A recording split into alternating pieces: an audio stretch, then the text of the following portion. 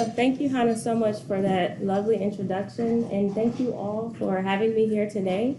I'm delighted to be here to share my research titled Square Pegs and Round Holes, Extended Family Households Among Children in the United States. And I'd like to begin today's presentation with a brief social experiment. So I ask that you all just take a look at the picture on the screen and think about the first image that comes to mind. Now, by a show of hands, how many of you all see a fish? Most of you, as I would expect. And how many of you all see a woman? Okay. Have any of you now seen a woman now that I told you that there's a woman in this photo? Yeah. Yeah. Thank you. And if you haven't seen her yet, I think she'll become very clear in a moment. But the point of this experiment is to show that it's surprisingly easy to trick our brains into perceiving something one way, when in actuality, it's another. And someone points something out, and suddenly an alternative interpretation of our reality appears. A new pattern is revealed, hidden within a world we thought we knew. And it may surprise us. Maybe it isn't a fish. Maybe it is a woman. Today, I'd like to share with you all about a social phenomenon, a type of family structure that is less visible in academic research and policy discussions related to family structure and child well-being. And this is despite the fact that it is long-standing, and as I'll demonstrate today, fairly common and potentially influential. My aim for this talk is to shift the perspective for some of you who may be used to thinking about and seeing the family through the paradigm of the nuclear family. I draw your attention to another type of family, the extended family. And I do this with the hope that it will provide a fuller, more accurate depiction of family life and how it potentially impacts individuals' daily experiences and future life chances. But before I get into the current study, I just want to give you a brief outline of today's presentation. And I'll begin with a broader overview of my research agenda before providing some background information about the current study. Then I will discuss data and methods prior to sharing my study findings, which I will briefly summarize here. I will show that although nuclear family households are considered the normative and standard household type in the US, extended family households are fairly common living arrangements for children. And while the white middle class experience of family life is typically treated as the baseline experience to which all other groups are compared, I'll show that extended family households are only rare amongst whites of high socioeconomic status. And even though policy discussions related to family structure and child well-being point to the importance of the nuclear family in alleviating disadvantage, I'll show that children often transition into extended family households during periods of social and economic need. And I will conclude this presentation by showing some findings from a closely related follow-up study to this one that demonstrates that living in an extended family is potentially associated with child outcomes, in this case, educational attainment, though it appears to differ based on the type of nuclear family that a child lives in. On to my research. So my research falls at the intersection of families, race, ethnicity, and social inequality. As Hannah briefly mentioned earlier, I examine how family structure, change, and dynamics influence individuals' daily experiences and future life chances, particularly amongst minority and/or low-income populations. Family structure, as many of you are aware, refers to the composition of household members. And family change, as the term implies, refers to changes in the composition of household members. And some examples of my research on family structure and family change are my research on the prevalence and predictors of extended family households in the US, which I will discuss in further detail today. Some of my co-author work on trends in children living in shared households across the last couple of decades, and my research on racial differences and the effects of family structure. Family dynamics refers to how family members interhave with one another and interact. And my scholarship in this area includes some work on the family social support networks of African Americans and Black Caribbeans in the US. So to give you just a little bit of background about today's current study. The lion's share of research on children's living arrangements focuses on the presence or absence of a child's biological parents in the home. So basically, whether living with both, one, or neither parent. And also parents' union status. And so examples of that would be whether children are living with married parents, cohabiting parents, or perhaps even a step-family situation. However, children may also live with grandparents, aunts, uncles, and other relatives, such as cousins, who I collectively refer to as extended family members or extended relatives. Nevertheless, these types of households, that is, extended family households, are typically left out of academic and policy discussions related to families and child well-being. In fact, only 7% of academic studies focus on the extended family in any capacity, and a small subset of these studies focus on coresidence, that is, living with an extended family member. As I will demonstrate, this figure is disproportionate to the percentage of children who actually experience this living arrangement. And my longitudinal estimates of the percentage of children who live in an extended family member reveal that 35% of children will experience this arrangement between birth and age 17. Additionally, welfare policy discussions emphasize the role of the two-parent nuclear family in alleviating poverty and promoting child well-being. In fact, 3 of the 4 goals of the Personal Responsibility, Work Opportunity, Reconciliation Act focus on promoting the two-parent family as an important strategy for reducing socioeconomic hardship. And in particular, the 4th goal of that act is to, quote, encourage the formation and maintenance of two-parent families. So in this way, academic scholarship and public policy's almost exclusive focus on the nuclear family reinforces popular ideology that it is in fact the ideal and legitimate family form in the US.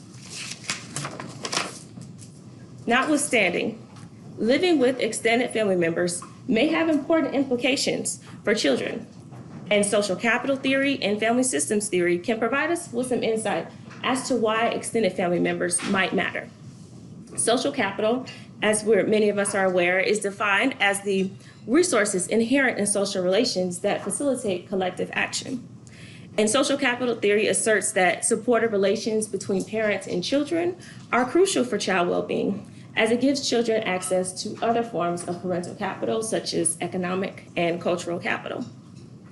And family systems theory conceptualizes the family as a system of interrelated dyads in which members have reciprocal and ongoing relationships with each other, which affects individual outcomes. It actually asserts that individuals' behaviors and outcomes cannot be understood in isolation from one another, but must be investigated as part of the larger familial context.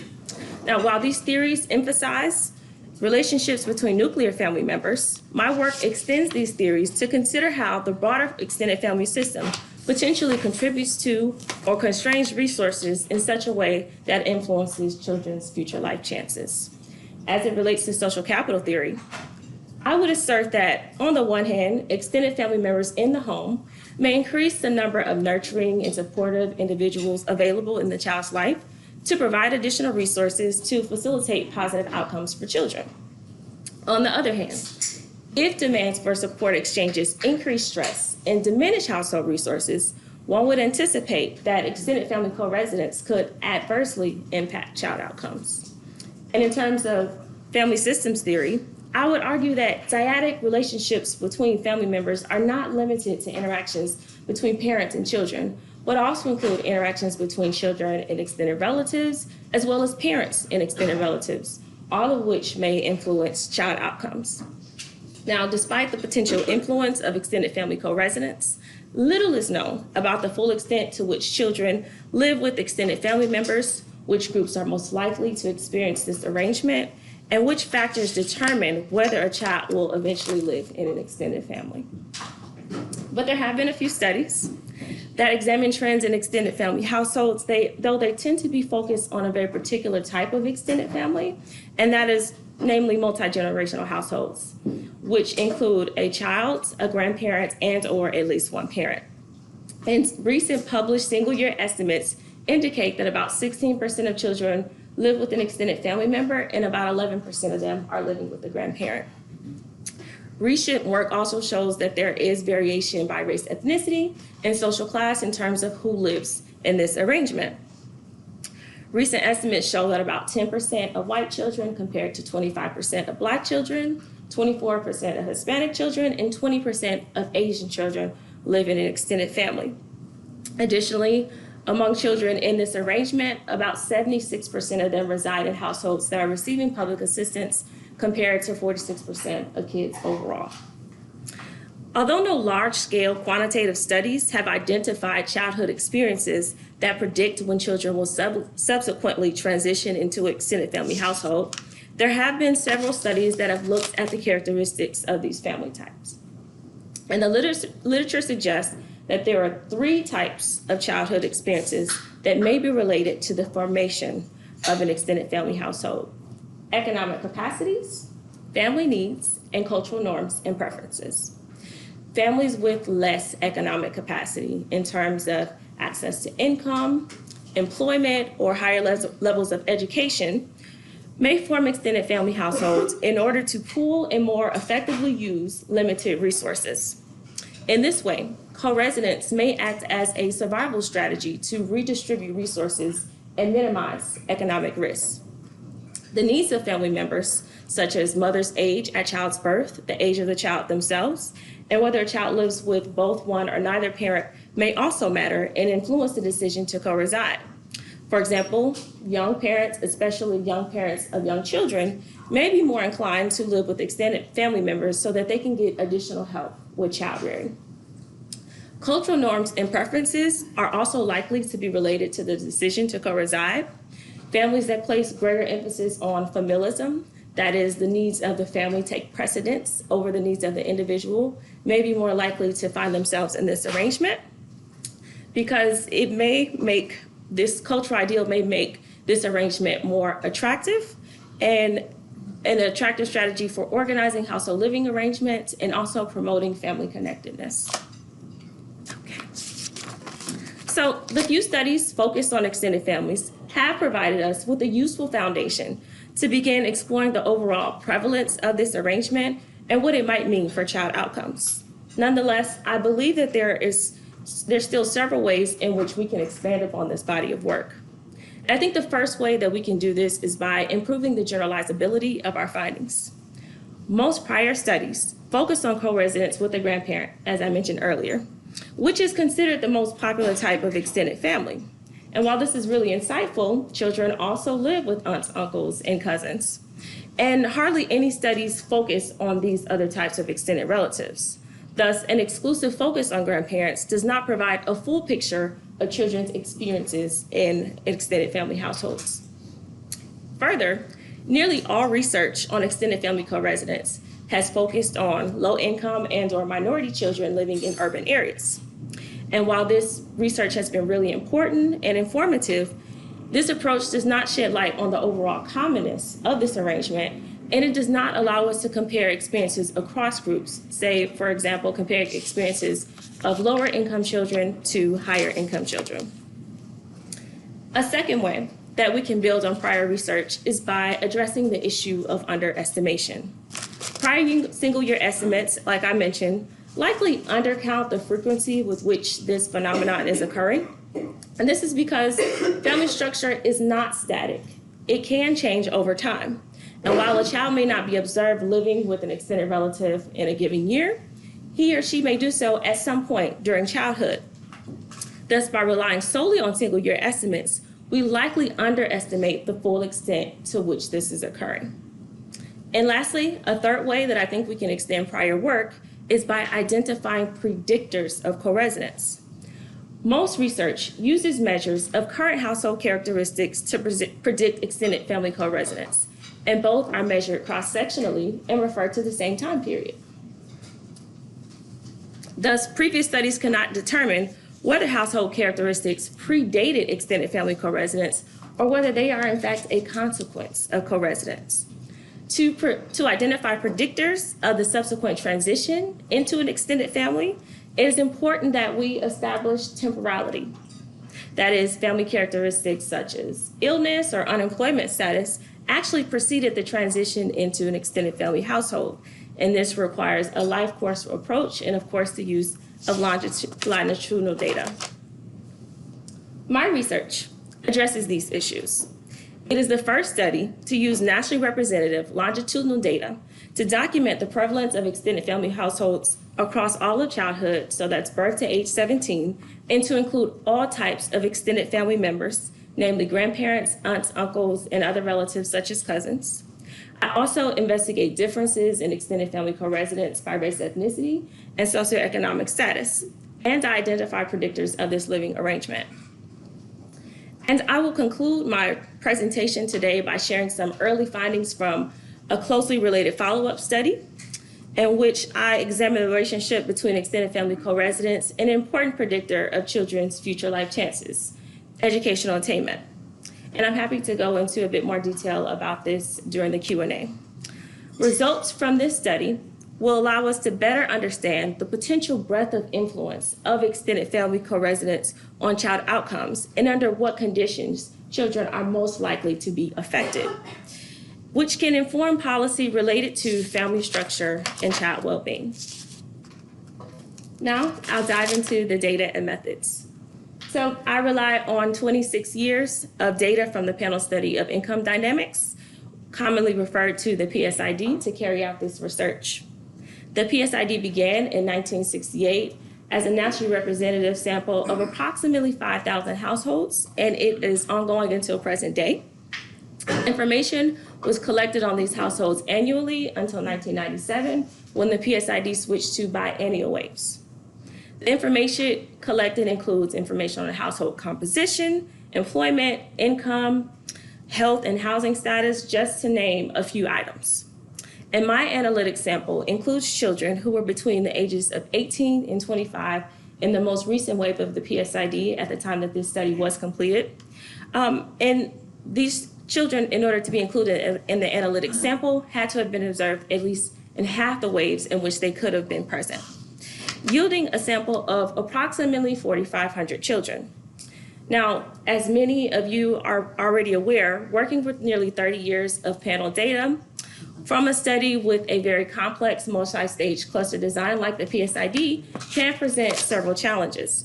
So I use a variety of approaches to address issues related to attrition or non-response. For example, I use multiple imputation with chained equations to restore missing time constant independent variables and to improve the generalizability of my findings. I use sample weights to account for the complex multi-stage cluster design of the PSID, unequal probabilities of selection, non-response, and post-stratification. And this allows me to calculate weighted, nationally representative population estimates and standard errors. And weighted data are representative of young adults born between 1988 and 1995 and whose families have been present in the US since 1968. So as you have likely guessed by now, my key outcome variable here is whether a child lived in an extended family, and I'm focused here on that first observed transition into that state. And I include a number of indicators of economic capacities that are listed here on the slide, as well as several indicators of family needs. Now, while my nationally representative data allow me to include rich measures of economic capacities and family needs, they do not permit the inclusion of a robust set of indicators of cultural norms and preferences. Thus, in this study, I focus on what I refer to as resource-driven motivations for co-residence. And that is the extent to which extended family co-residence is shaped by economic capacities and family needs. I do include religious preference, which is commonly used as an indicator of cultural norms and preferences, but because I'm unable to include other indicators of culture, it is included in my analysis as a control. Other controls include race, ethnicity, gender, and region, and the variables listed in dark blue here are time constant, while all other variables are time varying.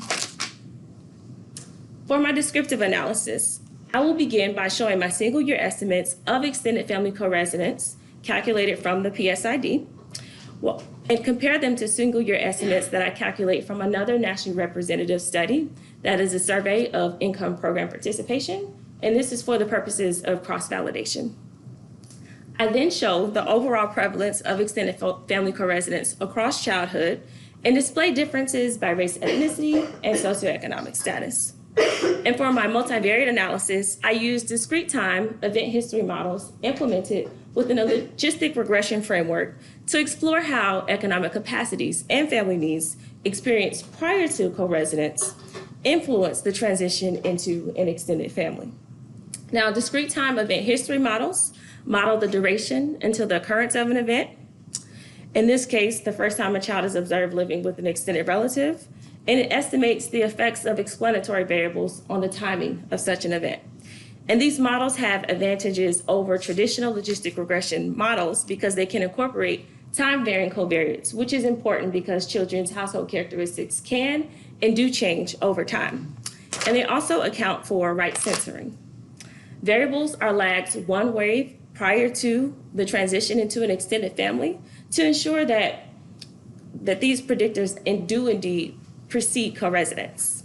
And so overall, my sample of roughly 4,500 children contributes about 65,000 person years to my analysis.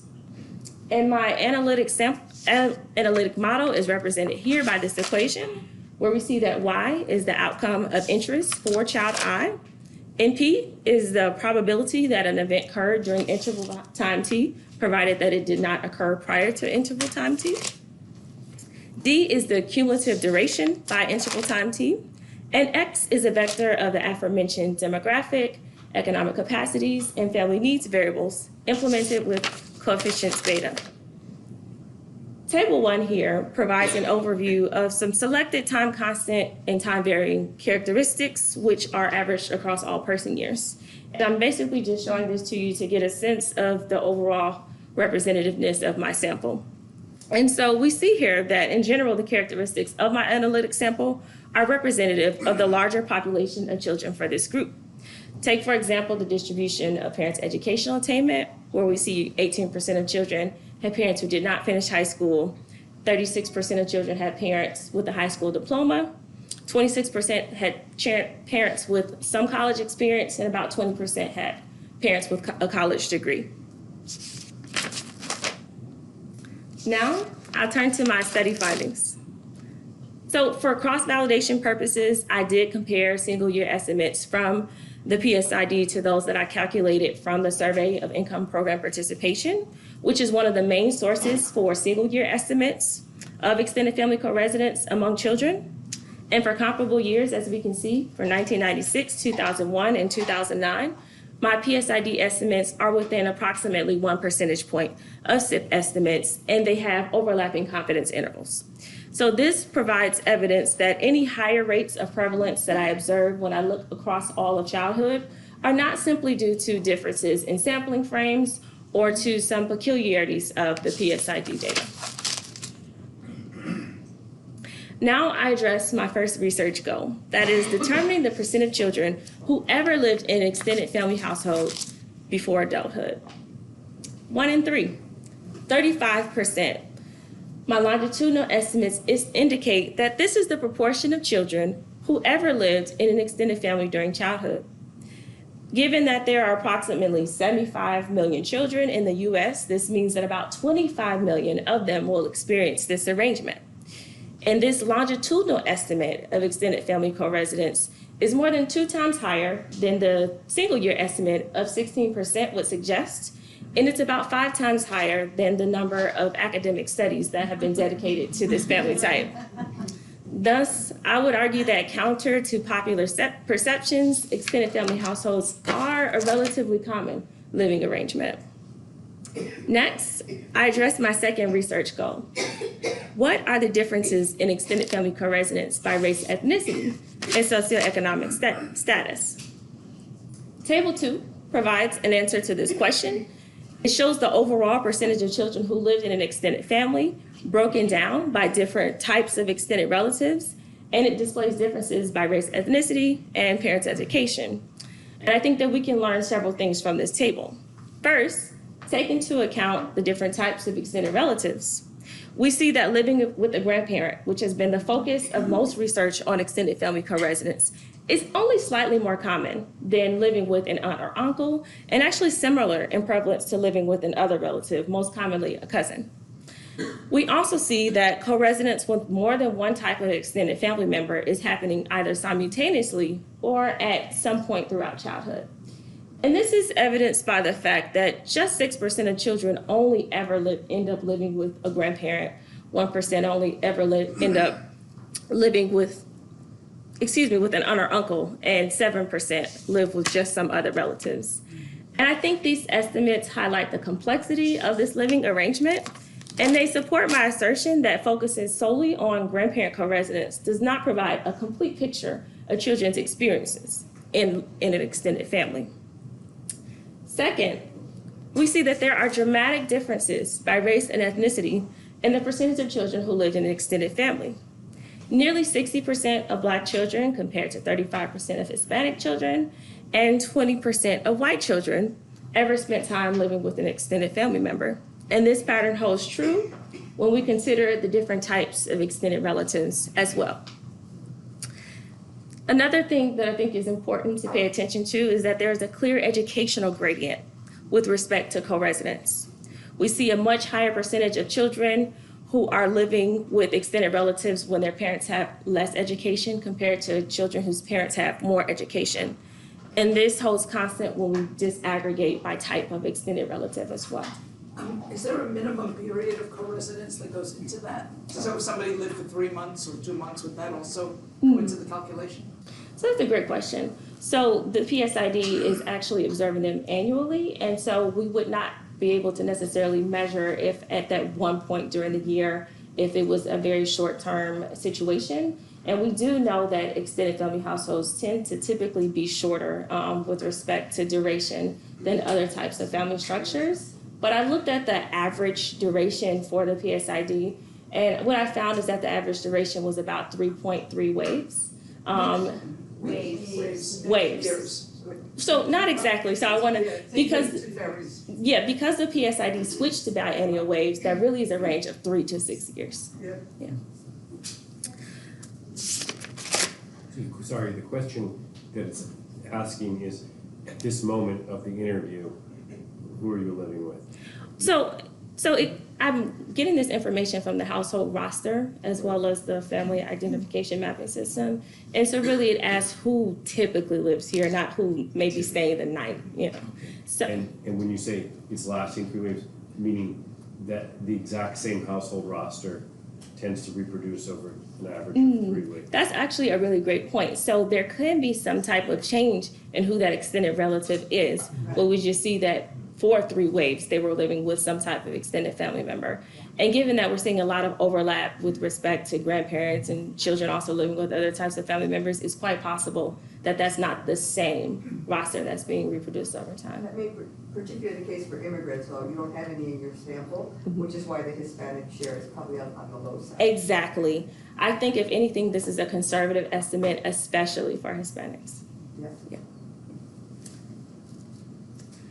What I find to be most striking are the differences in co-residence when we consider the intersection of race, ethnicity, and socioeconomic status here in Figure 2. The percentage of Black children with college-educated parents who live with an extended relative is actually higher than the percentage of white children whose parents did not graduate high school. And in a similar vein, we see that 26% of Hispanic children whose parents have a bachelor's degree or more lived in an extended family, relative to 23% of white children whose parents earned a high school diploma. And even at similar levels of SES, we see that children of color are more likely to live with an extended relative than white children. And so this suggests that even amongst Black, Hispanic, and white children of the same social class, they may be having qualitatively different familial experiences. And this finding may reflect racial ethnic differences in the socioeconomic composition of the broader extended family network. Higher SES minorities may have more low SES extended relatives than their white counterparts, which increases the chance that they will offer housing assistance to them at some point. And actually, Heflin and Patillo in 2006 found that middle-class Blacks typically have more siblings than middle-class whites, and middle-class Blacks are also more likely to have a poor sibling, which increases the likelihood that they will have a relative turn to them for assistance and subsequently live in this arrangement. Before moving on to my findings for my multivariate analysis, I just want to take a moment to briefly highlight 2 important takeaways from the descriptive results. And that's, I gotta have myself here. Well, I'll just tell you what they are. And so the first thing is that I want to emphasize that extended family households are much more common than we thought, with about 1 in 3 children finding themselves in this arrangement. And so if we can think about the social experiment that we did at the very beginning of this presentation, I hope that now we're able to more clearly recognize a social phenomenon, in this case, the extended family structure, that has been difficult to visualize in the public imagination. And the other thing I want to point out is that there are these huge gaps in co-residence by one social location, with children of color and those from more disadvantaged backgrounds being much more likely to find themselves in this arrangement. And I could say that in some ways, living with an extended relative could be considered numerically normative for certain groups. And I think that this is really important to think about, because typically the white middle class experience of the nuclear family is treated as the baseline experience to which all other groups are compared.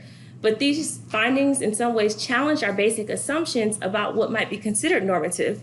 And it suggests that the study of the family would be best approached from a pluralistic perspective that doesn't necessarily privilege one type of family structure over another, or one group's set of experiences over that of others. All right, so now we're going to get into the meat of things here. And I'm going to move on to my multivariate results, where I will identify the predictors of extended family households. And so figure 3 here displays odds ratios from discrete time event history models predicting the transition into an extended family. And it summarizes the results from a full model that include all of my study variables, but these are odds ratios for indicators of economic capacities. And the next slide will show odds ratios for indicators of family needs. And so a quick way to read the table is to just look at the odds ratios, which are represented by the colored dots, and of course the confidence intervals that are represented by the colored lines connected to the dots. And if those confidence intervals fall along the red dashed line, we know that it's not statistically significant. If it's to the right, that's an indication of higher predicted odds, and to the left is an indication of lower predicted odds. And so when we consider indicators of economic capacity, we see that the odds of living with an extended family member are higher for children who experience greater disadvantage during childhood. In general, children raised in households below 400% of the poverty threshold had higher rates of entry into this family form compared to those who lived in households above 400% of the poverty threshold. And we see a similar pattern for every level of education, where children whose parents had less education were more likely to enter into an extended family compared to those whose parents had more education. Now, I will, throughout this presentation, use the term risk when I'm talking about the likelihood of entry, and I just want to point out here that that is a technical term used to refer to the conditional probability of experiencing this event at a given age, given that it has not already occurred, and it's no way an indication of my preference for or against this arrangement. But we see here that youth whose parents were unemployed or out of the labor force were also at greater risk of entering into an extended family relative to those who had employed parents. And so now I'm going to turn to my odds ratios for indicators of family needs. And we can read figure 4 here in just the same way that we read figure 3. With respect to family needs, we see that mother's age at child's birth, the child's age, the number of parents in the household, and the health status of household members are all associated with the likelihood of co-residence. For example, children born to mothers aged 20 or older are less likely to transition into an extended family compared to children who are born to teenage mothers, which is the reference category here. And compared to youth who live with both parents, youth who live with one parent or neither parent have significantly higher rates of entry into this family type. Moreover, children who have parents and other household members who are not in good health are at substantially higher risk of experiencing the subsequent transition into an extended family. So, sorry, if you live with neither parent, then are you not automatically, you have to be living with somebody. Yeah. But you could very likely be living with an extended relative, which is a type, but you could also be living with family friends. There are very few children who are in the sample who are in foster care, though. So it's most likely, if it's not an extended relative, then it's probably family friends or some type of fictive kin anyway. So I would like to conclude my presentation today with some preliminary findings from a follow-up study to the one I just discussed.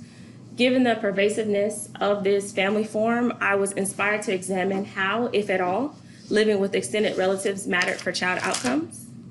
And so I decided to investigate whether living with an extended relative was related to an important indicator of children's life chances, educational attainment, and here I'm talking specifically about on-time high school completion. And so in order to do this, I merged the PSID core data that I discussed with you earlier with information about children's educational background from the PSID's Child Development Supplement and the Transition into Adulthood study. And these two supplements follow a subsample of the PSID children from early childhood through young adulthood. And I used logistic regression analysis to assess whether the proportion of childhood spent living with a single parent and an extended relative was related to children's odds of finishing high school on time relative to the proportion of childhood that they spent living with a single parent only, both biological parents, and both biological parents and an extended relative. And so figure 5 here presents predicted probabilities for on-time high school completion by type of family structure. And the reference group in this analysis is the predicted probability that a child will graduate high school on time if they spend their entire childhood living with a single parent and an extended relative. And this predicted probability is represented by that black dashed line. So statistically significant predicted probabilities are indicated by asterisks. And it appears that time spent living with a single parent and an extended relative is not associated with the higher probability of on-time high school completion relative to time spent living with a single parent. And similar to prior research on family structure and child well-being, I find that children who spend more time with both biological parents without an extended relative are statistically more likely to graduate high school on time. But what I think is a bit surprising here is that more time spent living with both biological parents and an extended relative is not statistically different from time spent living with a single parent only or single parent and an extended relative. And why might this be surprising? Well, decades of research have shown us that children who live with both biological parents fare better on a wide array of outcomes, including academic outcomes like high school completion. However, when we take into account the presence of extended relatives, this is no longer the case. Children who live with two parents and an extended relative have similar predicted probabilities of on-time high school completion as those who live with a single parent and also as those who live with a single parent and an extended relative. And in a recent study by Kang and Cohen in 2017, they observed a similar finding. They found that living with extended relatives was associated with worse internalizing behavior for children who live with married parents, but actually not for children who live with a single parent. Now, I don't want to jump to conclusions here, but I do think that this finding is worthy of follow-up and additional study.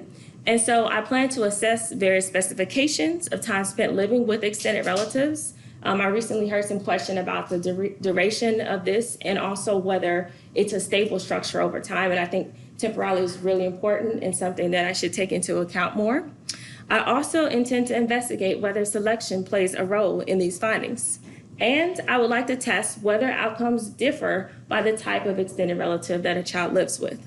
But I think the important takeaway here is that by not examining the presence of extended relatives within the home, we might actually be masking important inequalities in educational outcomes amongst children who live with both biological parents. So at this point, I'll briefly summarize my key findings from today's presentation. I have shown that when we include a broader set of relatives and look across all of childhood, we see that extended family households are fairly common, with 1 in 3 children living in this arrangement.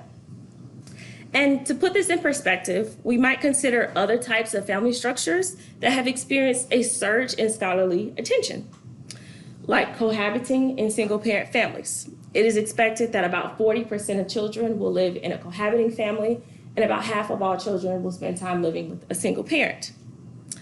As the prevalence of these family structures has increased, so has the volume of research. Nevertheless, extended family households remain understudied. I have also demonstrated that there is significant variation in coresidence by social location, specifically race, ethnicity, and socioeconomic status. And for some groups, particularly Black children, living in an extended family is numerically normative.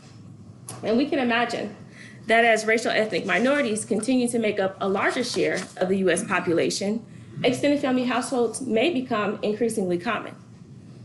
Further, I have shown that social and economic need are strong predictors of the transition into an extended family. And I believe that these findings about predictors actually have implications for social policy.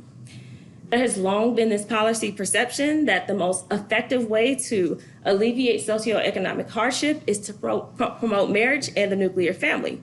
And this is reflected in the goals of welfare reform. It is assumed that alternative family structures, such as a single parent family or the extended family, are actually indicative of family disorganization and a source of disadvantage. But in some ways, these findings problematize this assumption. Here, we see that social and economic need precede the transition into this living arrangement. So in other words, living in an extended family doesn't necessarily make people poor. People live in extended families when they're experiencing financial hardship, or because they are ill, or because they need help raising their children. And thus, a narrow focus on the nuclear family as the one-size-fits-all solution to addressing socioeconomic disadvantage not only overlooks the broader social structures that influence family formation, but it also ignores the familiar practices and experiences of disadvantaged families for whom extended family ties may be crucial for survival. And finally, I have shown that living with an extended relative is associated with children's on-time high school completion, though this seems to matter most for children who live with both parents. And I think that this last set of findings is still pretty preliminary, but I think worthy of additional study. And so I will leave you all with a little food for thought here. I've shown that the nuclear family model is considered the normative and standard household type, although it does not fit all families. And so we have this perception of the family, one that more adequately in many ways reflects the white middle class experience of family life, and our analytic approaches and policy decisions are often driven by it. Nonetheless, our social reality does not necessarily match it. It's kind of like trying to fit a square peg into a round hole. And by doing so, we potentially limit our own understanding of the full impact of family structure on children's daily experiences and future life chances. So I'd just like to thank you all for your time today and this opportunity to share. And I'd like to open up the presentation at this point for Q&A.